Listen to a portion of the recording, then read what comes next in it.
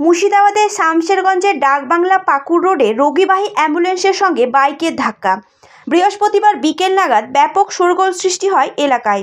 দুর্ঘটনায় বাইক চালক এবং অ্যাম্বুলেন্স চালক জখম হলেও প্রাণে বেঁচেছেন সদ্যজাত শিশু এবং তার সঙ্গে থাকা দুই মহিলা।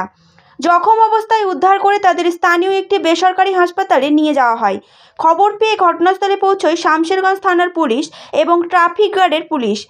অনুপমনগর হাসপাতাল থেকে সদ্যজাত শিশু নিয়ে সুতি থানার উমরাপুর উল্লাপাড়া যাচ্ছিল অ্যাম্বুলেন্সটি। অপরদিকে চাঁদপুরের দিকে ডাকবাংলার দিক থেকে আসছিল বাইকটি। তখনই কার্যত নিয়ন্ত্রণ হারিয়ে অন্য রুটে চলে গিয়ে অ্যাম্বুলেন্সকে ধাক্কা মারে বাইকটি। সেই সময় অ্যাম্বুলেন্সটি নিয়ন্ত্রণ হারিয়ে পাশে থাকা একটি দোকানে ধাক্কা মারে। দুর্ঘটনায় অ্যাম্বুলেন্সের সামনের অংশ একেবারে দুমড়ে মুচড়ে যায়।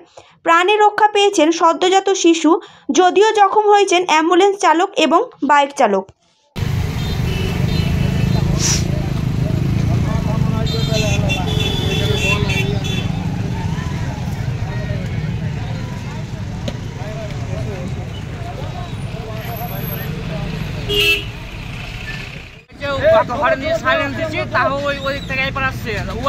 বাঁচার লাগে আমি এদিকে ঘুরেছি, তাও ঢুকে গিয়ে গাড়ি চলেছে। দেখেছি জিজ্ঞাসা করেন, পাবলিক দেখেছে আরো কানে ফোনে কিছু ছিল না। ওকে বাড়ি দেখতে আমি এদিকে বলি, তাও ওকে লেগে গেছে।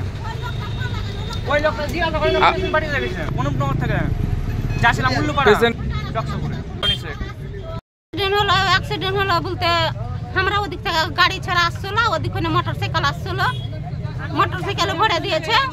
গাড়িওয়ালা ব্যাংক করছিল, গাড়িওয়ালা শুধু অ্যাক্সিডেন্ট হয়ে মোটরসাইকেলওয়ালা কাম হচ্ছে। দুলিয়ান থেকে দুলিয়ান বাচ্চা হতে গেছিল, বাচ্চা হয়েছে, বাচ্চা 4 দিন হলো বাচ্চা হয়েছে। ছুটি করে বাড়ি যাচ্ছিলাম।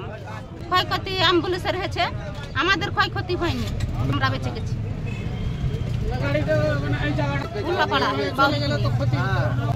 আমার নাম সুমেরা বিবি।